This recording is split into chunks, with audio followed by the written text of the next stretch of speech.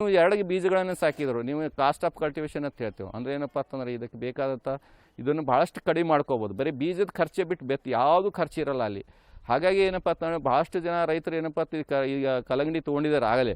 So ಅದನ್ನು ಏನು ಮಾಡ್ತಾರೆ, ತೆಗೆದಾದ ನಂತರ ಮತ್ತು ಬೇರೆ ಅವು ಕಲ್ಟಿವೇಷನ್ ಮಾಡೋದು ಅವು ಇದ್ರ ಮಾಡೋದ್ರಿಂದ ಏನಾಗ್ತದೆ ನಮಗೆ ಕಾಸ್ಟ್ ಆಫ್ ಕಲ್ಟಿವೇಷನ್ ಜಾಸ್ತಿ ಆಗ್ತದೆ.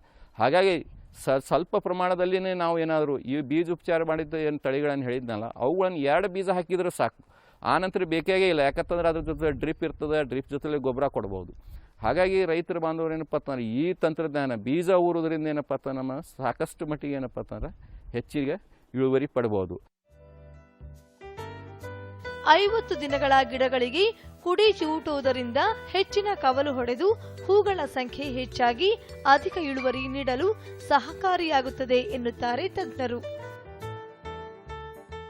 ಸುಮಾರು 50 ದಿವಸಿಗೆ ನಾವೇನಪ್ಪ ಅಂತಂದರೆ ನಾವು ಈ ಚಂಡಿಯನ್ನು ಚೂಟಬೇಕಾಗತ್ತೆ. ಯಾಕಂತಂದರೆ ನಾವು ಸಾಕಷ್ಟು ಪ್ರಮಾಣದಲ್ಲಿ ಸಾಲಿನ ಸಾಲು ಹೆಚ್ಚಿಗೆ ಕೊಟ್ಟಿರ್ತೀವಿ, ಬೀಜದಿಂದ ಬೀಜಕ್ಕೆ ಹೆಚ್ಚಿಗೆ ಅಂತರ ಕೊಟ್ಟಿರ್ತೀವಿ. ನೀವೇನಾದರೂ ಚಂಡಿ ಚೂಟದೇ ಇದ್ದ ಪಕ್ಷದಲ್ಲಿ ಸುಮಾರು ಏನಪ್ಪ ಅಂತಂದರೆ ಸಾಕಷ್ಟು ಮಟ್ಟಿಗೆ ಹೈಟ್ ಹೋಗ್ತದೆ, ನಿಮಗೆ ಬರೀ ಏನಪ್ಪ ಅಂತಂದರೆ ಬಯೋಮಾಸ್ ಬೆಳೀತದೆ. ಹಾಗಾಗಿ ಚಂಡಿ ಚೂಟೋದ್ರಿಂದ ಪಕ್ಕಕ್ಕೆ ಏನಪ್ಪ ಅಂತಂದ್ರೆ ಟೊಂಗೆಗಳ ಸಂಖ್ಯೆ ಹೆಚ್ಚಿಗೆ ಆಗ್ತದೆ. ಹೆಚ್ಚಿಗೆ ಆಗಿದ ನಂತರ ನಿಮಗೆ ಇಳುವರಿನ ಹೆಚ್ಚಿಗೆ ಮಾಡ್ಕೋಬಹುದು. ತಜ್ಞರು ತಿಳಿಸಿದಂತೆ ಮುಖ್ಯ ಜಮೀನನ್ನು ಸೂಕ್ತ ರೀತಿಯಲ್ಲಿ ಉಳುಮೆ ಮಾಡಿ ಶಿಫಾರಸು ಮಾಡಿದ ಪೋಷಕಾಂಶಗಳನ್ನು ಭೂಮಿಗೆ ಸೇರಿಸಿದ ನಂತರ ಊರುವ ಪದ್ಧತಿಯಿಂದ ತೊಗರಿಯನ್ನು ಬೆಳೆದದ್ದೇ ಆದಲ್ಲಿ ತೊಗರಿ ಇಳುವರಿಯಲ್ಲಿ ಗಣನೀಯ ಹೆಚ್ಚಳವನ್ನು ಕಂಡುಕೊಳ್ಳಬಹುದು.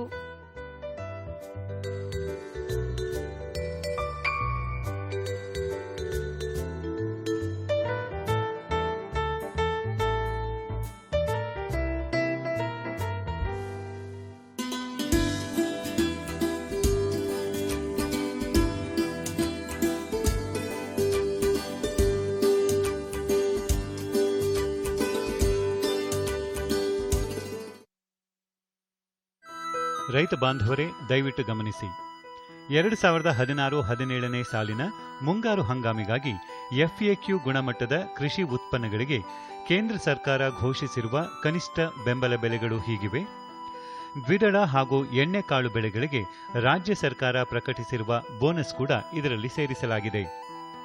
ಭತ್ತ ಸಾಮಾನ್ಯ 1,470 ರೂಪಾಯಿ, ಭತ್ತ ಗ್ರೇಡ್ ಎ 1,510 ರೂಪಾಯಿ, ಜೋಳ ಹೈಬ್ರಿಡ್ 1,625 ರೂಪಾಯಿ, ಜೋಳ ಮಾಲ್ದಂಡಿ 1,650 ರೂಪಾಯಿ, ಸಜ್ಜೆ 1,330 ರೂಪಾಯಿ, ಮೆಕ್ಕೆಜೋಳ 1,365 ರೂಪಾಯಿ, ರಾಗಿ 1,725 ರೂಪಾಯಿ, ತೊಗರಿ 5,050 ರೂಪಾಯಿ, ಉದ್ದು 5,000 ರೂಪಾಯಿ, ಹೆಸರು 5,225 ರೂಪಾಯಿ, ಶೇಂಗಾ ಸಿಪ್ಪೆ ಸಹಿತ 4,220 ರೂಪಾಯಿ, ಸೋಯಾಬೀನ್ ಹಳದಿ 2,775 ರೂಪಾಯಿ, ಸೋಯಾಬೀನ್ ಕಪ್ಪು 2,775 ರೂಪಾಯಿ, ಸೂರ್ಯಕಾಂತಿ ಬೀಜ 3,950 ರೂಪಾಯಿ, ಎಳ್ಳು 5,000 ರೂಪಾಯಿ, ಹುಚ್ಚೆಳ್ಳು 3,825 ರೂಪಾಯಿ, ಹತ್ತಿ ಸ್ಪೆಷಲ್ ಲೆಂತ್ 24.5ರಿಂದ 25.5 ಮಿಲಿಮೀಟರ್ ಮತ್ತು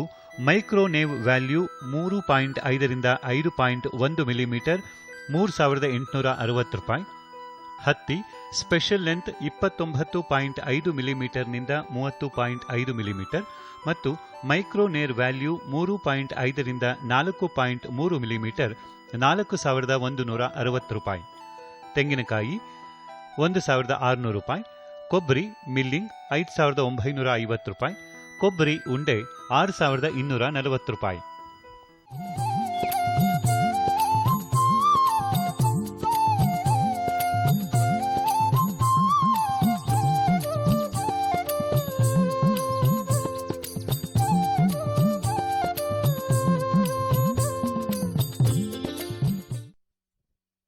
किसान भाइयों गांठ बांध लो, बात बहुत है काम की, समृद्धि के पैगाम की। मिट्टी की तुम जांच कराओ, मुफ्त सॉइल हेल्थ कार्ड ले जाओ, कभी मुनासिब बीज लगाओ, सही किस्म की खाद ले आओ, जितनी जरूरी उतनी डालो, सही मात्रा खुद पहचानो। किसान भाइयों गांठ बांध लो। आज ही मिट्टी की जांच कराएं। राज्य सरकार के कृषि अधिकारी से संपर्क करें और मुफ्त में सॉइल हेल्थ कार्ड पाएं। कृषि और किसान कल्याण मंत्रालय द्वारा किसान हित में जारी।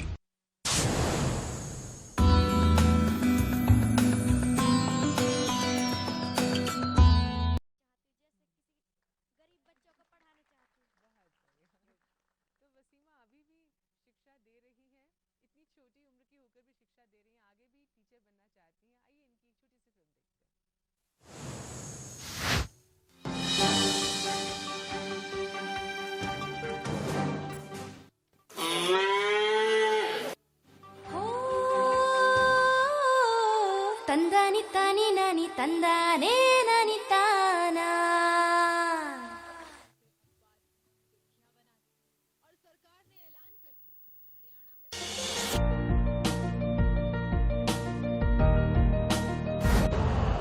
यूरिया का स्वदेशी उत्पादन 70 लाख टन बढ़ाने के लिए 6 उर्वरक संयंत्रों का उद्धार किया जा रहा है।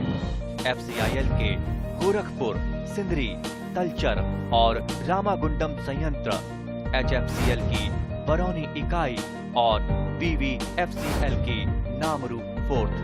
सोने पर सुहागा ये है कि देश में अब बनेगा सिर्फ नीम लेपित यूरिया, क्योंकि इससे होगा किसानों का फायदा ही फायदा। अनाज का उत्पादन 10% तक बढ़ेगा। बढ़ेगी 10 से 15% नाइट्रोजन क्षमता।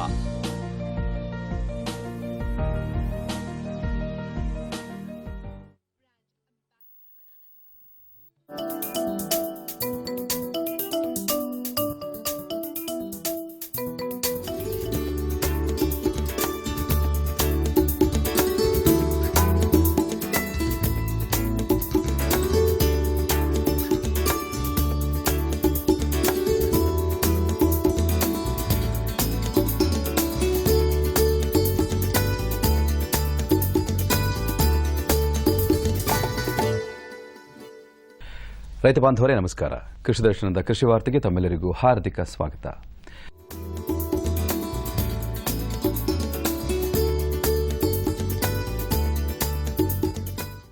ಬೀದರ್ನ ಕರ್ನಾಟಕ ಪಶುವೈದ್ಯಕೀಯ ಪಶು ಹಾಗೂ ಮೀನುಗಾರಿಕೆ ವಿಜ್ಞಾನಗಳ ವಿಶ್ವವಿದ್ಯಾಲಯ, ಬೆಂಗಳೂರಿನ ಹೆಸರುಘಟ್ಟದಲ್ಲಿರುವ ಮೀನುಗಾರಿಕಾ ಸಂಶೋಧನಾ ಮತ್ತು ಮಾಹಿತಿ ಕೇಂದ್ರ ಇವರ ಸಂಯುಕ್ತಾಶ್ರಯದಲ್ಲಿ ಇತ್ತೀಚೆಗೆ ಅಲಂಕಾರಿಕ ಮೀನು ಸಾಕಣೆ ಕುರಿತಂತೆ ಒಂದು ದಿನದ ತರಬೇತಿ ಶಿಬಿರವನ್ನು ಹೆಸರುಘಟ್ಟದಲ್ಲಿರುವ ಮೀನುಗಾರಿಕಾ ಸಂಶೋಧನಾ ಮತ್ತು ಮಾಹಿತಿ ಕೇಂದ್ರದಲ್ಲಿ ಆಯೋಜಿಸಲಾಗಿತ್ತು.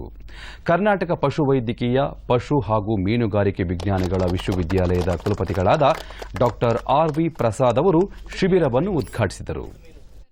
ಇದರಲ್ಲಿ ಮುಖ್ಯವಾದ ಅಲಂಕಾರಿಕ ಮೀನುಗಳೆಂದರೆ ಗೋಲ್ಡ್ ಫಿಶ್, ಪ್ಲಾಟಿಸ್, ಗಪ್ಪೀಸ್ ಫಿಶಸ್ ಇರುತ್ತದೆ.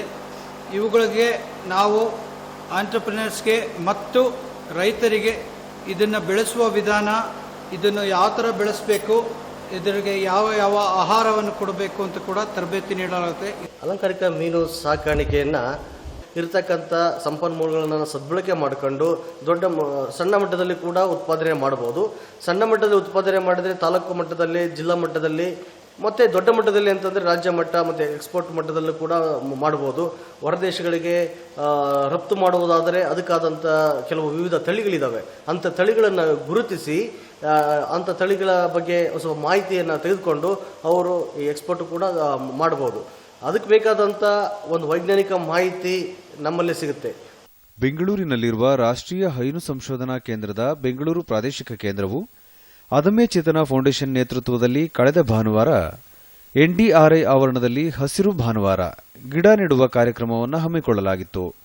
ಇವತ್ತಿಗೂ ಕೂಡ ನಮ್ಮದು ಪ್ರಕೃತಿ ಪ್ರಧಾನವಾದಂಥ ದೇಶ. ಇವತ್ತಿನ ದಿವಸ ಪ್ರಕೃತಿಯ ಸಂಪತ್ತು ಕಡಿಮೆ ಆಗ್ತಾ ಇರೋದ್ರಿಂದ ಜನಜೀವನ ದುಸ್ತರವಾಗ್ತಿದೆ. ಆ ದೃಷ್ಟಿಯಿಂದ ಯೋಚನೆ ಮಾಡುವಾಗ ಈ ಕಾರ್ಯಕ್ರಮದ ಮಹತ್ವವನ್ನು ನಾವು ಅರ್ಥ ಮಾಡ್ಕೋಬಹುದು. ಪ್ರಕೃತಿ ಸಂಪತ್ತನ್ನು ಉಳಿಸಿ ಬೆಳೆಸಿದ್ರೆ ಮಾತ್ರ ನಾವು ಕೂಡ ನಮ್ಮ ಜೀವನ ಸುಖಮಯವಾಗಿರುತ್ತೆ. ಮುಂದಿನ ಪೀಳಿಗೆಗಳನ್ನು ನರಕಕ್ಕೆ ದೂರುವಂತ ಒಂದು ಕೆಟ್ಟ ಪಾಪಕ್ಕೆ ನಾವು ಒಳಗಾಗ್ತೇವೆ. ಆ ಹಿನ್ನೆಲೆಯಲ್ಲಿ ಈ ಸತ್ಯಾಗ್ರಹವನ್ನು ನಾವು ಪ್ರತಿ ಓಣಿಯಲ್ಲಿ, ಪ್ರತಿ ಊರಿನಲ್ಲಿ ಮಾಡಬೇಕಾಗಿದೆ. ಅದು ಕೇವಲ ಅದನ್ನೇ ಚೇತನ ಮಾಡೋಕ್ಕಾಗಲ್ಲ. ಈ ಏರಿಯಾವನ್ನು ಒಂದು ಲಂಗ್ ಸ್ಪೇಸ್ ಆಗಿ ಮಾಡಬೇಕು ಅನ್ನುವಂಥ ಒಂದು ದೃಷ್ಟಿಯಿಂದ 700 ಗಿಡಗಳನ್ನು ನೆಟ್ಟಿದ್ದೀವಿ. ಅನಂತಕುಮಾರ್ ಜಿ ಅವರ ನೇತೃತ್ವದಲ್ಲಿ ಇಂದು ಗಿಡವನ್ನು ನೆಡಲಾಗಿದೆ.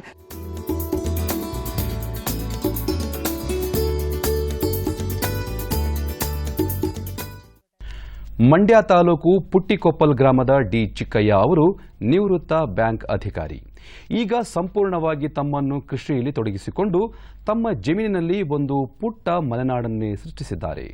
ಮಲೆನಾಡಿನಲ್ಲಿ ಬೆಳೆಯಬಹುದಾದ ಬಹುತೇಕ ಬೆಳೆಗಳನ್ನು ನಾವು ಇಲ್ಲಿ ಕಾಣಬಹುದು. ತೆಂಗು, ಅಡಿಕೆ, ಕಾಫಿ, ಮೆಣಸು, ಏಲಕ್ಕಿ, ಬಾಳೆ ಅಲ್ಲದೆ ವಿವಿಧ ರೀತಿಯ ಹಣ್ಣಿನ ಬೆಳೆಗಳು, ಸಿಲ್ವರ್ ಓಕ್ ಹಾಗೂ ತೇಗದಂತಹ ಅರಣ್ಯ ಮರಗಳನ್ನು ನಾವಿಲ್ಲಿ ನೋಡಬಹುದು. ಸಾವಯವ ಪದ್ಧತಿಗೆ ಹೆಚ್ಚು ಒತ್ತು ಕೊಟ್ಟು ಬಹುಮಹಡಿ ಪದ್ಧತಿಯಲ್ಲಿ ಹೀಗೆ ವಿವಿಧ ಬೆಳೆಗಳನ್ನು ಬೆಳೆದುಕೊಳ್ಳುವುದು ರೈತರಿಗೆ ಹೆಚ್ಚು ಲಾಭಕರ ಎನ್ನುತ್ತಾರೆ ಚಿಕ್ಕಯ್ಯ ಅವರು. ಈಗ ನಮ್ಮ ಮಕ್ಕಳನ್ನು ಹೇಗೆ ಸಾಕ್ತೀವೋ ಅದೇ ಥರ ಈ ಒಂದು ಬೆಳೆಗಳನ್ನು ಕೂಡ ನಾನು ಪ್ರತಿಯೊಂದು ಗಿಡದೊಟ್ಟಿಗೆ ಕೂಡ ನಾನು ಮಾತಾಡ್ತೀನಿ ಏನೋ ಅನ್ನುವಷ್ಟು ಮಟ್ಟಿಗೆ ಅವ್ರನ್ನ ನಾನು ಈ ಒಂದು ವ್ಯವಸಾಯದಲ್ಲಿ ಮಿಂಗಲಾಗಿದ್ದೀನಿ. ಮೊದಲಿಂದ ನಾನು ತೆಂಗು, ಬಾಳೆ, ಆ ಬಾಳೆ ನೆರಳಿಗೆ ಅಡಿಕೆ, ಅಡಿಕೆ ನೆರಳಿಗೆ ಕಾಫಿ, ಈ ಕಾಫಿ ಮಧ್ಯೆ ಕಾರ್ಡಿಮಮ್ಮ, ಏಲಕ್ಕಿ, ಹೀಗೆ ಎಲ್ಲ ಒಂದಲ್ಲ ಒಂದೊಂದು ಬೆಳೆಗಳನ್ನು ನಾನು ಪ್ರಾಯೋಗಿಕವಾಗಿ ನಾನು ಬೆಳೀತಾ ಬಂದೆ. ನಾನು ಹೇಳಿದ್ದು ಈ 4-5 ಬೆಳೆ ಅಲ್ದೇ ಒಂದು 400 ಕಿತ್ಲೆ ಗಿಡ ಇದೆ, 1000 ಟೀಕ್ ಇದೆ, 1000 ಸಿಲ್ವರ್ ಇದೆ, ಮತ್ತು ಈ ಆಲ್ವಾಣ ಗಿಡ ಇದೆ. ಥರದ ಎಲ್ಲ ಥರದ ಮರಗಳಿದೆ, ಹಲಸು ಇದೆ, ಎಲ್ಲ ಥರದ್ದು ಇದೆ ಗಿಡಗಳು. ಹೀಗಾಗಿ ನಾವು ಒಂದು ಉದ್ದೇಶ ಇದು ಮಲ್ಟಿ ಕ್ರಾಪ್ಸ್ ಇದಾದರೆ ಇದರಲ್ಲಿ 1 ಎಕರೆ ಇದ್ದರೂ ಕೂಡ ರೈತ ಅದನ್ನು 5 ಎಕರೆಯಲ್ಲಿ ಬೆಳೆಯುವಂಥ ಬೆಳೆಗಳನ್ನು ಈ ಒಂದು ಎಕರೆನಲ್ಲೇ ವಿವಿಧ ಬೆಳೆಗಳನ್ನು ನಾವು ಮಲ್ಟಿ ಕ್ರಾಪ್ಸನ್ನು ಅಡಾಪ್ಟ್ ಮಾಡಿಕೊಂಡು ನಾವು ಉತ್ತಮ ಇಳುವರಿನ ಪಡಿಬೋದು, ಉತ್ತಮ ಜೀವನ ನಡೆಸ್ಬೋದು. ಯಾವುದೇ ಬೆಳೆನಲ್ಲಿ ಕೂಡ ಇವತ್ತಿನ ದಿನದಲ್ಲಿ ನಾವು 100% ತೆಗಿಲಿಕ್ಕೆ ಆಗೋದಿಲ್ಲ ಬೆಳೆಗಳನ್ನ. ಹೀಗಾಗಿ ತೆಂಗು ಸ್ವಲ್ಪ, ಅಡಿಕೆ ಸ್ವಲ್ಪ, ಕಾಫಿ ಸ್ವಲ್ಪ, ಮೆಣಸು, ಏಲಕ್ಕಿ, ಕಿತ್ತಳೆ, ಮೋಸಂಬಿ, ಹೀಗೆ ಎಲ್ಲ ಬೆಳೆಗಳು ನಮ್ಮಲ್ಲಿರೋದ್ರಿಂದ ಎಲ್ಲದರಲ್ಲೂ ಸ್ವಲ್ಪ ಸ್ವಲ್ಪ ಸ್ವಲ್ಪ ಅಂದರೂ ಕೂಡ ರೈತನಿಗೆ ಆವಾಗ ನಷ್ಟ ಅನ್ನೋದು, ಈವನ್ ಬೆಳೆ ವೇರಿಯೇಷನ್ ಆದಾಗ ಕೂಡ ನಷ್ಟ ಆಗೋದಿಲ್ಲ ರೈತನಿಗೆ.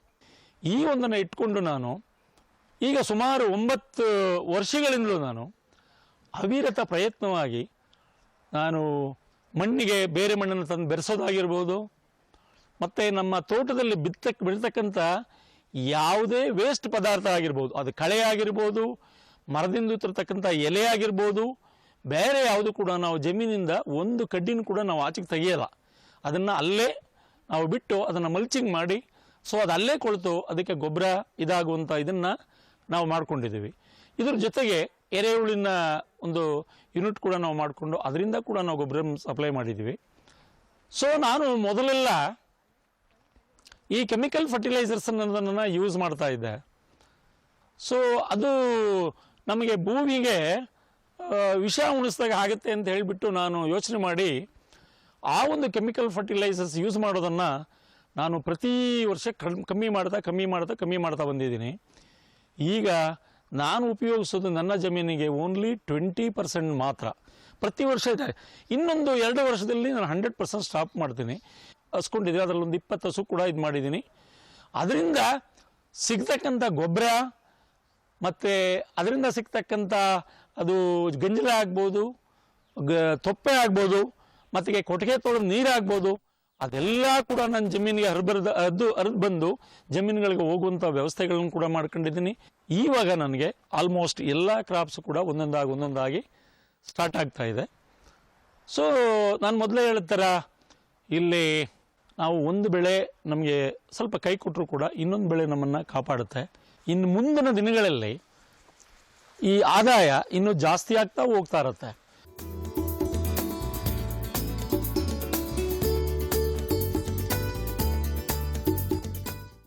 ರಾಜ್ಯದ ದಕ್ಷಿಣ ಒಳನಾಡಿನ ಎಲ್ಲ ಜಿಲ್ಲೆಗಳ ಕೆಲವೆಡೆ ಹಗುರದಿಂದ ಸಾಧಾರಣವಾಗಿ ಮಳೆಯಾಗಲಿದೆ. ಕರಾವಳಿ ಮತ್ತು ಉತ್ತರ ಒಳನಾಡಿನ ಎಲ್ಲ ಜಿಲ್ಲೆಗಳಲ್ಲಿ ಚದುರಿದಂತೆ ಅಲ್ಲಲ್ಲಿ ಹಗುರವಾಗಿ ಮಳೆಯಾಗಲಿದೆ ಎಂದು ಭಾರತೀಯ ಹವಾಮಾನ ಇಲಾಖೆ ವರದಿ ಮಾಡಿದೆ.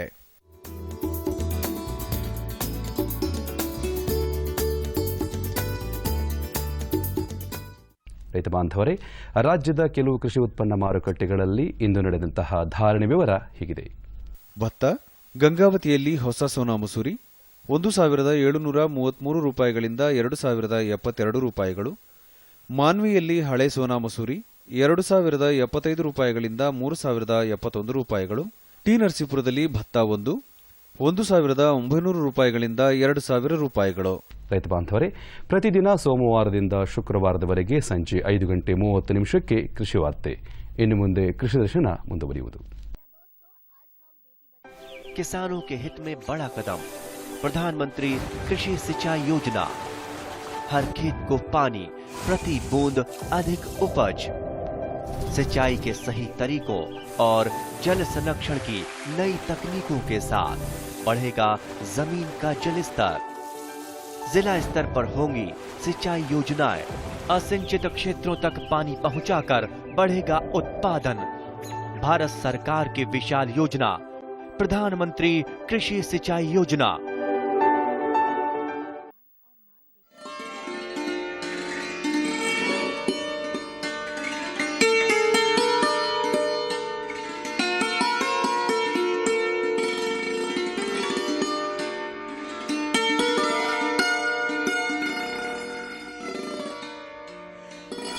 ರೈತ ಬಾಂಧವರೇ ನಮಸ್ಕಾರ. ತಮ್ಮೆಲ್ಲರಿಗೆ ಕೃಷಿ ದರ್ಶನದ ನೇರ ಫೋನ್ ಕಾರ್ಯಕ್ರಮಕ್ಕೆ ಆತ್ಮೀಯ ಸ್ವಾಗತ. ಪ್ರಸ್ತುತ ಕೃಷಿ ಕ್ಷೇತ್ರ ಹಲವು ಸವಾಲುಗಳನ್ನು ಎದುರಿಸ್ತಾ ಇದೆ. ಒಂದೆಡೆ ನಿರಂತರ ಪ್ರಾಕೃತಿಕ ಅನಿಶ್ಚಿತತೆಗಳು ಕೃಷಿಕರ ಆತಂಕಕ್ಕೆ ಎಡೆಮಾಡಿಕೊಟ್ಟಿದ್ದರೆ, ಇನ್ನೊಂದೆಡೆ ಕೃಷಿ ಅಷ್ಟೇನೂ ಲಾಭದಾಯಕವಲ್ಲ ಎನ್ನುವ ಅಭಿಪ್ರಾಯದಿಂದ ಕೆಲವರು, ಅದರಲ್ಲೂ ಯುವಕರು, ಪಟ್ಟಣದತ್ತ ಮುಖ ಮಾಡ್ತಾ ಇದ್ದಾರೆ. ಈ ಎಲ್ಲ ಸಮಸ್ಯೆಗಳ ಮಧ್ಯದಲ್ಲಿಯೂ ಬೆಳೆಯುತ್ತಿರುವ ಜನಸಂಖ್ಯೆಗೆ ನಿರಂತರ ಆಹಾರ ಭದ್ರತೆ, ಕೃಷಿಕರ ಸಾಮಾಜಿಕ ಹಾಗೂ ಆರ್ಥಿಕ ಭದ್ರತೆ ನಮ್ಮ ಮುಂದಿರುವ ಪ್ರಮುಖ ಸವಾಲು. ಇದನ್ನು ಮನಗಂಡಿರುವ ಕೇಂದ್ರ ಸರ್ಕಾರದ ಕೃಷಿ, ಸಹಕಾರ ಹಾಗೂ ರೈತರ ಕಲ್ಯಾಣ ಸಚಿವಾಲಯ ಮುಂದಿನ 5 ವರ್ಷಗಳಲ್ಲಿ ಕೃಷಿಕರ ಆದಾಯವನ್ನು ದ್ವಿಗುಣಗೊಳಿಸುವ ನಿಟ್ಟಿನಲ್ಲಿ ಈಗಾಗಲೇ ಹಲವು ಕಾರ್ಯಕ್ರಮಗಳನ್ನು ರೂಪಿಸಿದೆ.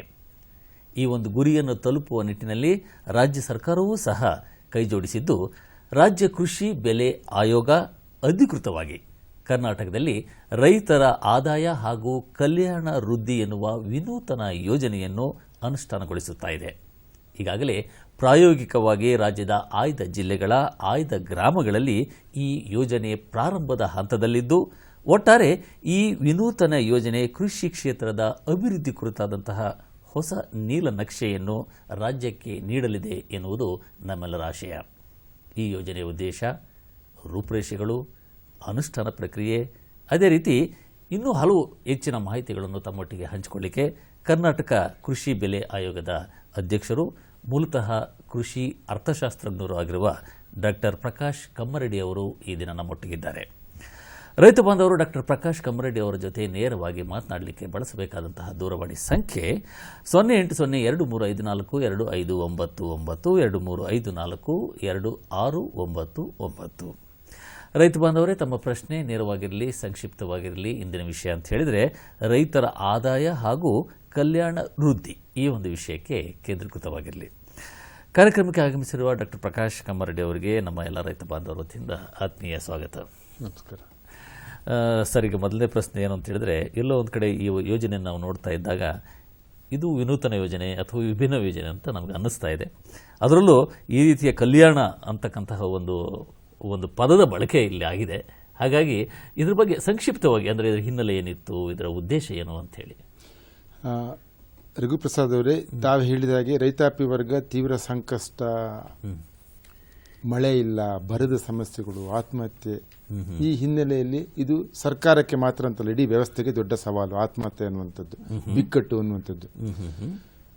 ತಾಂತ್ರಿಕವಾಗಿ ಆದಾಯ ಕಲ್ಯಾಣ ವೃದ್ಧಿ ಅಂತ ನಾವು ಇಟ್ಕೊಂಡು ಕೂಡ ಇದರ ಮೂಲ ಉದ್ದೇಶ ರೈತಾಪಿ ವರ್ಗಕ್ಕೆ ಭರವಸೆ ಅನ್ನೋದು ಬಹಳ ಅಗತ್ಯವಾಗಿದೆ. ಸ್ಪಷ್ಟವಾದ ಭರವಸೆ. ಬಹುಶಃ ರೈತಾಪಿ ವರ್ಗದಲ್ಲಿ ಭರವಸೆ ಹುಟ್ಟಿಸಬೇಕು ಅಂತ ಆದಲ್ಲಿ ಆದಾಯದ ವಿಚಾರ ಪ್ರಸ್ತಾಪ ಮಾಡದೇ ಇದ್ರೆ ಭರವಸೆಗೆ ಅರ್ಥನೇ ಇಲ್ಲ. ಹಾಗಾಗಿ ನಾವು ಕೃಷಿ ಬೆಲೆ ಆಯೋಗ ಆದಾಯವನ್ನು ನಾವು ವೃದ್ಧಿ ಮಾಡಿಸ್ತೀವಿ ಮತ್ತು ಕಲ್ಯಾಣ ಅನ್ನೋದಕ್ಕೆ ನಾವು ಹೆಚ್ಚು ಅರ್ಥ ಕೊಡ್ತಿಲ್ಲ. ರೈತ ಆರೋಗ್ಯವಾಗಿರಬೇಕು, ನೆಮ್ಮದಿಯಾಗಿರಬೇಕು, ಅದು ಕಲ್ಯಾಣ.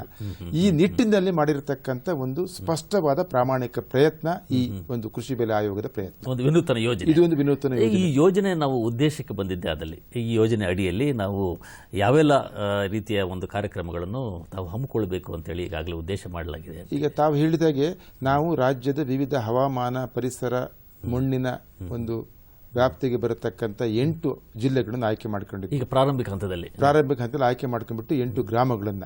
ನಮ್ಮ ಉದ್ದೇಶ ಇಷ್ಟೇ. ಉದಾಹರಣೆಗೆ ತಾವು ಯೂನಿವರ್ಸಿಟಿಯಿಂದ ಬಂದವರು, ನಾನು ಯೂನಿವರ್ಸಿಟಿಯಿಂದ ಬಂದಂಥವ್ರು. ರೈತರ ಆದಾಯ, ರೈತರ ಬೆಳೆ ವೆಚ್ಚ, ಈ ವಿಚಾರದ ಬಗ್ಗೆ ನಮ್ಮಲ್ಲಿ ಸಾಕಷ್ಟು ತಂತ್ರಜ್ಞಾನಗಳು, ಒಳ್ಳೆ ತಳಿಗಳು, ಯಂತ್ರೋಪಕರಣಗಳು ಲಭ್ಯ. ಇವು ಎಲ್ಲವೂ ಕೂಡ ಕನಿಷ್ಠ ಒಂದು ಹಳ್ಳಿಗಾದ್ರೆ ಆಯಾ ಯೂನಿವರ್ಸಿಟೀಸ್ಗಳು, ಆ ಯೂನಿವರ್ಸಿಟಿಗಳು ಜೊತೆ ಕೆಲಸ ಮಾಡತಕ್ಕಂಥ ಕೃಷಿ ವಿಜ್ಞಾನ ಕೇಂದ್ರ ಒಂದು, ನೀವು ನಿಮ್ಮ ಭಾಷೆಯಲ್ಲಿ ಹೇಳಿದ ತಂತ್ರಜ್ಞಾನದ ವರ್ಗಾವಣೆ, ಹೊಸ ತಂತ್ರಜ್ಞಾನಗಳನ್ನು ಕೊಡ್ತಕ್ಕಂಥ ಈ ಕೃಷಿ ವಿಜ್ಞಾನ ಕೇಂದ್ರಗಳ ಮೂಲಕ ಒಂದು ಆಯ್ದ ಹಳ್ಳಿಗಳಿಗೆ ತಲುಪಿಸೋದು ಮೊದಲ ಸಂಪೂರ್ಣ ತಲುಪಿಸಂತದ್ದು. ಸಂಪೂರ್ಣವಾಗಿ ತಲುಪಿಸಿ ಎಷ್ಟು ಆದಾಯ, ಎಷ್ಟು ಇಳುವರಿ ಜಾಸ್ತಿ ಆಗ್ಬೋದು ನೋಡ್ತಕ್ಕಂಥದ್ದು. ಜೊತೆಗೆ ಮತ್ತೊಂದು ವಿಚಾರನೂ ಇದೆ. ರೈತರ ಏಳಿಗೆ, ರೈತರ ಕಲ್ಯಾಣ, ರೈತರ ಆದಾಯ ಸಂಬಂಧಪಟ್ಟಾಗೆ ಕೇಂದ್ರ, ರಾಜ್ಯ ಸರ್ಕಾರದ ಹೆಚ್ಚು ಕಡಿಮೆ 52 ಯೋಜನೆಗಳಿದಾವೆ. ಅವರಿಗೆ ವಿಮೆ ಇರ್ಬೋದು, ಅವರ ಕಲ್ಯಾಣ ಸಂಬಂಧಪಟ್ಟಿರ್ಬೋದು. ಈ ಎಲ್ಲ ಯೋಜನೆಗಳು ಒಂದು ವೇಳೆ ರೈತರಿಗೆ ತಲುಪಿದ್ದೇ ಆದಲ್ಲಿ ಬಹುಶಃ ರೈತರ ಒಂದು ಪರಿಸ್ಥಿತಿ ಹೀಗಿರ್ತಿಲ್ಲ. ಆ ಯೋಜನೆಗಳು ಎಷ್ಟು ರೈತರ ತಲುಪಿದೆ ಅನ್ನತಕ್ಕಂಥದ್ದು ಮುಖ್ಯ ಪ್ರಶ್ನೆ ಎತ್ತಿಕೊಳ್ಳಬೇಕಾಗಿದೆ. ಇದು ಆ ಯೋಜನೆಗಳು ಎಲ್ಲ ಒಂದು ಕಡೆ ಯೋಜನೆಗಳ ಸಮನ್ವಯತೆಯನ್ನು ಕನ್ವರ್ಜೆನ್ಸ್ಗಳಾಗತಕ್ಕಂಥದ್ದು, ಸರ್ಕಾರದ ಕಾರ್ಯಕ್ರಮ ಮತ್ತು ವಿಶ್ವವಿದ್ಯಾನಿಲಯಗಳ ತಂತ್ರಜ್ಞಾನ ವರ್ಗಾವಣೆ. ಜೊತೆಗೆ ಮತ್ತೊಂದು, ನಾನು ಈ ರೈತರ ಆದಾಯ, ಆತ್ಮಹತ್ಯೆ ತಡೆಯುವಂಥದ್ದು, ರೈತರ ಬಿಕ್ಕಟ್ಟು ಹೋಗ್ಬೇಕು ಅಂತಾದಲ್ಲಿ ಯಾವುದೇ ರೈತಾಪಿ ವರ್ಗ ಒಂದೇ ಒಂದು ಮೂಲದಿಂದ, ಒಂದೇ ಒಂದು ಬೆಳೆ ಮೇಲೆ ಅವಲಂಬಿತ ಆಗಕೂಡದು.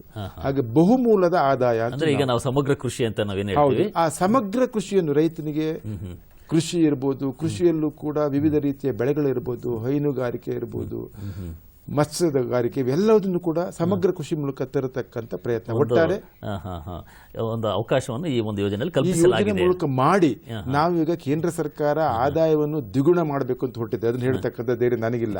ಆದ್ರೆ ಸ್ವಲ್ಪ ಹೆಚ್ಚಿನ ಮಾಡಲಿಕ್ಕೆ ಶುಭ ಸೂಚನೆ, ಯಾಕಂದ್ರೆ ಇದು ಒಂದು ಅತ್ಯಂತ ಸ್ವಾಗತಾರ್ಹವಾದಂತ ಒಂದು ವಿಷಯ ಅಂತೇಳಿ. ಸರ್, ಇದೀಗ ಒಂದು ಕರೆ ಇದೆ. ತೇರದಾಳದಿಂದ ದರಪ್ಪ ಅವರು ಕರೆ ಮಾಡಿದ್ದಾರೆ. ಹಲೋ, ನಮಸ್ತೆ ಮೇಡಮ್. ನಮಸ್ಕಾರ. ಪ್ರಶ್ನೆ ಕೇಳಿ ದರಪ್ಪ ಅವರ, ಪ್ರಶ್ನೆ ಕೇಳಿ ಸರ್. ನಮಸ್ಕಾರ. ನೀವು ಬೆಂಬಲ ಬೆಲೆ ಫಿಕ್ಸ್ ಮಾಡ್ತಿರಲ್ಲ, ಯಾವ ಬೇಸ್ನಲ್ಲಿ ಮಾಡ್ತೀರಾ ಮತ್ತು ಜಾಸ್ತಿ ಬೆಳೆದದ್ದನ್ನ ಅದಕ್ಕೆ ಬೆಂಬಲ ಬೆಲೆ ಯಾವ ರೀತಿ ಕೊಡ್ತಾ ಇದ್ದೀರಾ? ನಾನು ಬೆಂಬಲ ಫಿಕ್ಸ್ ಮಾಡ್ಬೇಕಾದ್ರೆ ಈಗ ನಾವು ಹೊರಗಡೆ ಮಾರಾಟಕ್ಕೂ ಮತ್ತು ತಾವು ಬೆಂಬಲ ಬೆಲೆ ಫಿಕ್ಸ್ ಮಾಡಿದಕ್ಕೂ ತುಂಬಾ ಅಂತರ ಇರುತ್ತೆ. ಯಾವ ಬೆಳೆ ಹೇಳಿ? ಅಲ್ಲ, ತಮ್ಮ ಬೆಳೆ ಯಾವುದು ಅಂತ ಹೇಳ್ಬೇಕು ದರಪ್ಪ ಅವರೇ. ಈಗ ಯಾವುದೇ ಒಂದು ದವಸ ಧಾನ್ಯದ ಬೆಂಬಲ ಬೆಲೆ ನಾನು ಕೇಳ್ತಾ ಇದ್ದೀನಿ ಸರ್. ಇಲ್ಲ, ಈಗ ನಿಮಗೆ ಗೊತ್ತಿರಂಗೆ ಯಾವ ಬೆಳೆ, ಬೇರೆ ಬೇರೆ ಬೆಳೆಗೆ ಇದು ಬೇರೆ ಬೇರೆ ಒಂದು ಮಾನದಂಡ ಇರುತ್ತೆ. ತಮ್ಮ ಬೆಳೆ ಯಾವುದು ಅಂತ ಅವ್ರು ಕೇಳ್ತಾ ಇದ್ದಾರೆ. ಅವರು ಬಹುಶಃ ಜನರಲ್ ಆಗಿ ಕೇಳಬಹುದು. ಈಗ ಧರ್ಮಪ್ಪನವರು, ತಮ್ಮ ಹೆಸರು ಯಾವ? ದರಪ್ಪನವರು ಯಾವ ಜಿಲ್ಲೆಯವರು ತಾವು?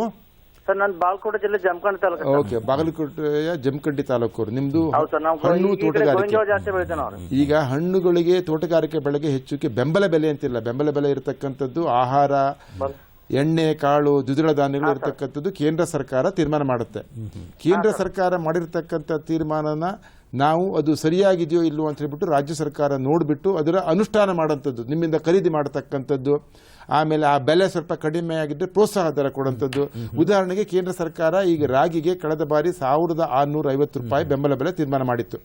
ನಮ್ಮ ಉತ್ಪಾದನಾ ವೆಚ್ಚ ಲೆಕ್ಕಾಚಾರ ನೀವು ಯಾವ ತರ ಅಂತ ಕೇಳಿದ್ರೆ, ನಾವು ನಿಮ್ಮಂತ ರೈತರಿಂದ ಹೋಗ್ಬಿಟ್ಟು ಆ ಒಂದು ಕ್ವಿಂಟಾಲ್ ರಾಗಿ ಇರ್ಬೋದು, ಎಷ್ಟು ಖರ್ಚು ನಿಮ್ ಜೊತೆಗೆ ಸೇರಿ ನಿಮ್ಮ ಹೊಲದಲ್ಲೇ ಹೋಗಿ ಕೂತ್ಕೊಂಡು ನಾವು ಲೆಕ್ಕಾಚಾರ ಹಾಕ್ತಿವಿ. ಒಂದು ವೈಜ್ಞಾನಿಕವಾದ ಮಾನದಂಡ, ಅತ್ಯಂತ ವೈಜ್ಞಾನಿಕ ಲೆಕ್ಕಾಚಾರ ಹಾಕಿದ ಪ್ರಕಾರ ಕೇಂದ್ರ ಸರ್ಕಾರ ಕೊಟ್ಟಿರತಕ್ಕಂಥ ರಾಗಿ ಬೆಂಬಲ ಬೆಲೆ ಬಹಳ ಕಡಿಮೆ ಅನಿಸ್ತು. ಅದು ಯಾಕೆನ್ಬಿಟ್ಟು ನಾವು ಆ ರಾಗಿಯನ್ನು ಬರೀ ಬೆಂಬಲ ಬೆಲೆಯನ್ನು ಖರೀದಿ ಮಾಡೋದು ಮಾತ್ರ ಅಂತಲ್ಲ, ರಾಜ್ಯ ಸರ್ಕಾರದ ಅತ್ಯಂತ ಮಹತ್ವಾಕಾಂಕ್ಷೆಯ ಅನ್ನಭಾಗ್ಯ ಯೋಜನೆಯಡಿ ವಿತರಣೆ ಕೂಡ ಮಾಡ್ತೀವಿ. ಹಾಗಾಗಿ 1600 ರೂಪಾಯಿ ಕೊಡೋದು ಸರಿಯಲ್ಲ, ಅದಕ್ಕೂ ಜಾಸ್ತಿ ಕೊಡಬೇಕು ಅಂತೇಳಿ ರಾಜ್ಯ ಸರ್ಕಾರ ನಮ್ಮ ಒಂದು ಉತ್ಪಾದನಾ ವೆಚ್ಚ ಲೆಕ್ಕಾಚಾರ ಪ್ರಕಾರ 450 ರೂಪಾಯಿ ಜಾಸ್ತಿ ಕೊಟ್ಟು 2100 ರೂಪಾಯಿ ಖರೀದಿ ಮಾಡಿದ್ವಿ. ಖರೀದಿ ಮಾಡಿ ಹೆಚ್ಚು ಕಡಿಮೆ 20 ಲಕ್ಷ ಕ್ವಿಂಟಾಲ್ ಅಷ್ಟು ಖರೀದಿ ಮಾಡಿ ಕಳೆದ ಬಾರಿ ಹಂಚಿದ್ವಿ. ಈ ಒಂದು ಮುಖ್ಯ ವಿಚಾರ ಮಾಡಿದ್ವಿ. ಆದರೆ ಎಲ್ಲ ಎಲ್ಲಾ ಬೆಳೆಗಳಿಗೆ ಬೆಂಬಲ ಬೆಲೆ ಇನ್ನೂ ಇಲ್ಲ. ಈ ವಿಚಾರವನ್ನು ನಾವು ಪ್ರಸ್ತಾಪ ಮಾಡಿದ್ವಿ. ಈಗಾಗಲೇ ಪ್ರಾರಂಭಿಕ ಹಂತದಲ್ಲಿ ಕೆಲವು ಬೆಳೆಗಳಿಗೆ ಆಹಾರಗಳಿದ್ದಾವೆ, ಆದ್ರೆ ಹೆಚ್ಚಿನ ತೋಟಗಾರಿಕೆ ಬೆಳೆಗಳಿಗಿಲ್ಲ. ಆ ತೋಟಗಾರಿಕಾ ಬೆಳೆಗಳಿಗೂ ಕೂಡ ಬೆಂಬಲ ಬೆಲೆ ಬರಬೇಕು. ಉದಾಹರಣೆಗೆ ಈಗ ಟೊಮೊಟೊ ಬಿದ್ದು ಹೋಗಿದೆ, ಟೊಮೊಟೊಗೆ ಬೆಂಬಲ ಬೆಲೆ ಇಲ್ಲ. ನಾವೇ ಉತ್ಪಾದನಾ ವೆಚ್ಚ ಲೆಕ್ಕಾಚಾರ ಹಾಕ್ಬಿಟ್ಟು ಖರೀದಿ ಮಾಡಬೇಕಾಗಿದೆ. ಈ ನಿಟ್ಟಿನಲ್ಲಿ ಪ್ರಯತ್ನ ಸಾಗಿದೆ, ಪ್ರಯತ್ನ ಆಗಿದೆ. ನಾವು ಕೇಂದ್ರ ಸರ್ಕಾರ ಪ್ರಸ್ತಾಪ ಮಾಡಿದ್ವಿ. ಮತ್ತೊಂದು ಕರೆ ಇದೆ. ಈಗ ದರಪ್ಪ ಅವರಿಗೆ ನಾವು ಧನ್ಯವಾದಗಳನ್ನ ಹೇಳ್ತಾ ಈಗ ಅರಸೀಕೆರೆಯಿಂದ ಆನಂದ್ ಅವರು ಕರೆ ಮಾಡಿದ್ದಾರೆ. ಆನಂದ್ ಅವರೇ ನಮಸ್ಕಾರ. ನಮಸ್ತೆ. ಆನಂದ್ ಅವರ ಪ್ರಶ್ನೆ ಕೇಳಿ ಸ್ವಾಮಿ. ಕಲ್ಯಾಣ ಅಂದ್ರೆ ಪದಕ್ಕೆ ಅರ್ಥ ಸೀಮಿತವಾಗಿದೆಯಾ ನಿಮ್ಮ ಹತ್ರ ಅಥವಾ 360 ಡಿಗ್ರೀಸ್ ಇದೆಯಾ? ಆನಂದ್ ಅವರೇ, ನಾವು ಕಲ್ಯಾಣವನ್ನು ಶಬ್ದವನ್ನು ಯಾಕೆ ತಂದ್ಬಿಟ್ರೆ ಕೇಂದ್ರ ಸರ್ಕಾರ ತಮ್ಮ ಕೃಷಿ ಸಚಿವಾಲಯವನ್ನು ಕೃಷಿ ಸಹಕಾರ ಮತ್ತು ರೈತ ಕಲ್ಯಾಣ ಅಂತ ಮಾಡಿದೆ. ಅದರ ಅರ್ಥ ಸೀಮಿತವಾಗಿರಲಿ ಅಥವಾ ಸಮಗ್ರವಾಗಿರಲಿ, ಆದರೆ ಕಲ್ಯಾಣ ಅನ್ನೋ ಶಬ್ದ ಅಧಿಕೃತವಾಗಿ ಕೇಂದ್ರ ಸರ್ಕಾರದಿಂದ ಬಂದಿರೋದ್ರಿಂದ ಆ ಕಲ್ಯಾಣ ಅನ್ನೋ ಶಬ್ದಕ್ಕೆ ನಾವು ವ್ಯಾವಹಾರಿಕ ಅರ್ಥ ಕೊಡ್ತಿದ್ವಿ ನಿಮ್ಮ ಮಟ್ಟದಲ್ಲಿ. ನಾವು ಯೋಚನೆ ಮಾಡಿರೋದು ನಮ್ಮ ಒಂದು ಯೋಜನೆಯಲ್ಲಿ ರೈತನ ಆರೋಗ್ಯದಿಂದ ಕಲ್ಯಾಣ ನೋಡ್ತಾ ಇದ್ವಿ. ನಾವೊಂದು 8 ಗ್ರಾಮಗಳನ್ನು ಆಯ್ಕೆ ಮಾಡಿದ್ವಲ್ಲ, ಆ ಗ್ರಾಮದ ರೈತರ ಆರೋಗ್ಯ ಅಂದ್ರೆ ಬಹಳಷ್ಟು ಜನ ರೈತರಿಗೆ ಕಣ್ಣಿನ ದೋಷ ಇರ್ತವೆ, ಶುಗರ್ ಇರ್ತವೆ, ಹೃದಯ ಬಡಿತ ಇರ್ತವೆ, ಹೃದಯ ಸಮಸ್ಯೆಗಳು ಇರ್ತವೆ. ಎಲ್ಲಕ್ಕಿಂತ ಮುಖ್ಯವಾಗಿ ಬಹಳಷ್ಟು ರೈತರ ರಕ್ತದಲ್ಲಿ ಪೆಸ್ಟಿಸೈಡ್ಸ್ಗಳು, ಕ್ರಿಮಿಕೀಟನಾಶಕಗಳು ಸೇರ್ಕೊಂಡಿರ್ತವೆ. ಇದನ್ನು ತಪಾಸಣೆ ಮಾಡಿ ರೈತರ ಆರೋಗ್ಯ ಕಾರ್ಡು ಮತ್ತು ಮಣ್ಣಿನ ಆರೋಗ್ಯ ಕಾರ್ಡು, ಆರೋಗ್ಯ ದೃಷ್ಟಿಯಿಂದ ನಾವು ಕಲ್ಯಾಣವನ್ನು ಇದು ಎಲ್ಲ ರೈತರ ಒಂದು ಆರೋಗ್ಯ ತಪಾಸಣೆ ಮತ್ತು ಮಣ್ಣಿನ ಆರೋಗ್ಯ ತಪಾಸಣೆ ಈಗಾಗಲೇ ಶುರು ಮಾಡಿದ್ವಿ. ಈಗ ಆ ಒಂದು 5 ಹಳ್ಳಿಗಳಲ್ಲಿ ಈ ಹಳ್ಳಿಯಲ್ಲಿ ಮಾಡ್ಕೊಂಡ್ಬಿಟ್ಟಿದ್ವಿ. ಅದ್ರ ಮೂಲಕ ನಮ್ಮ ಆರೋಗ್ಯ ಅನ್ನೋದು ರೈತನ ಕಲ್ಯಾಣದ ಪ್ರಾಥಮಿಕ ಹೆಜ್ಜೆ. ಆ ಮೂಲಕ ಹೋಗ್ತಿದ್ವಿ. ರೈತ ನೆಮ್ಮದಿಯಿಂದ ಇರಬೇಕು, ರೈತ ಕೃಷಿಯಲ್ಲಿ ಆತ್ಮವಿಶ್ವಾಸ ತೊಡಗಬೇಕು ಅನ್ನೋದು. ಈಗ ಮತ್ತೊಂದು ಕರೆ ಇದೆ. ಬಳ್ಳಾರಿಯಿಂದ ಬಸವರಾಜ್ ಅವರು ಕರೆ ಮಾಡಿದ್ದಾರೆ. ಬಸವರಾಜ್ ಅವರೇ ನಮಸ್ಕಾರ. ಸರ್ ನಮಸ್ತೆ. ಪ್ರಶ್ನೆ ಕೇಳಿ ಬಸವರಾಜ್. ಸರ್ ಮೆಣಸಿನಕಾಯಿ ಬಳ್ಳಾರಿಯಿಂದ ಸರ್. ಹೌದು, ಕೇಳಿ ಪ್ರಶ್ನೆ ಕೇಳಿ. ಮೆಣಸಿನಕಾಯಿ ರೇಟ್ ಸಿಕ್ಕಾಪಟ್ಟೆ ಕಡಿಮೆ ಆಯ್ತು ಸರ್. ಈಗ ಬಸವರಾಜ್ ಅವರೇ, ಮೆಣಸಿನಕಾಯಿ ನಿಮ್ಮಲ್ಲಿ ಮಾತ್ರ ಅಂತಲ್ಲ, ಈಗ ಆಂಧ್ರ ಪ್ರದೇಶ, ದಕ್ಷಿಣ ರಾಜ್ಯದ ಹಲವಾರು ಕಡೆ ಕಡಿಮೆ ಆಗಿದೆ. ಅದರಲ್ಲಿ ಏನಾಗಿದೆ, ಈ ಬ್ಯಾಡಗಿ ಮೆಣಸಿನಕಾಯಿಗೆ ಸ್ವಲ್ಪ ಬೆಲೆ ಉಂಟು, ಆದ್ರೆ ಗುಂಟೂರು ಮೆಣಸಿನಕಾಯಿಗೆ ಅದೇನಾಗಿದೆ, ಮೆಣಸಿನಕಾಯಿ ಅಂತ ಬೆಳೆಗಳು ನಮ್ಮಲ್ಲಿ ಮಾತ್ರ ಅಂತಲ್ಲ, ಒಂದೊಂದು ಉದ್ದೇಶಕ್ಕೆ ಹೋಗ್ತವೆ. ಒಂದು ಬಣ್ಣಕ್ಕೆ ಹೋದ್ರೆ ಮತ್ತೊಂದು ಖಾರಕ್ಕೆ ಹೊರಟೋಗ್ಬಿಡ್ತವೆ. ಉತ್ಪಾದನೆ ಬಹಳ ಜಾಸ್ತಿ ಆಗಿದೆ ನಮ್ಮಲ್ಲ, ಬೇರೆ ಬೇರೆ ಕಡೆಯಲ್ಲಿ, ಬೇರೆ ಬೇರೆ ರಾಜ್ಯದಲ್ಲಿ. ಇದು ಏನಾಗಿದೆ, ಬೇರೆ ಬೇರೆ ರಾಜ್ಯದಲ್ಲಿ ಆಗಿರತಕ್ಕಂಥ ಪರಿಣಾಮ ನಮ್ಮಲ್ಲಿ ಒಟ್ಟಾರೆ ಈ ಒಂದು ಸಮಯವನ್ನು ಬಳಸಿಕೊಂಡು ಮಾರುಕಟ್ಟೆ ಶಕ್ತಿಗಳು ಸ್ವಲ್ಪ ಕೈವಾಡ ನಡೆಸ್ತವೆ. ಅದು ಸ್ಪಷ್ಟವಾಗಿ ಹೇಳಿದ್ವಿ. ಮಧ್ಯವರ್ತಿಗಳು ನಿಮ್ಮಲ್ಲಿ ಅತಿಯಾಗಿ ಬೆಳೆದಾಗ, ಹಾಗಾಗಿ ನಾವು ಮೆಣಸಿನಕಾಯಿಯ ಒಂದು ಬೆಲೆ ವಿಚಾರದ ಬಗ್ಗೆ ನಾವೀಗ ಗಂಭೀರವಾಗಿ ಪರಿಗಣಿಸಿದ್ವಿ. ಉತ್ಪಾದನೆ ಜಾಸ್ತಿ ಆಗಿದೆಯೋ ಅಥವಾ ಮಾರುಕಟ್ಟೆ ಮಧ್ಯವರ್ತಿಗೆ ಕೈವಾಡುವ ನೋಡ್ತಾ ಇದ್ವಿ. ಸದ್ಯಕ್ಕಂತೂ ನಮಗೆ ಕಂಡು ಬರತಕ್ಕಂಥದ್ದು ರಾಷ್ಟ್ರದಾದ್ಯಂತ ಬೇರೆ ಬೇರೆ ಕಡೆಯಲ್ಲಿ ಉತ್ಪಾದನೆ ಜಾಸ್ತಿ ಆಗಿದೆ.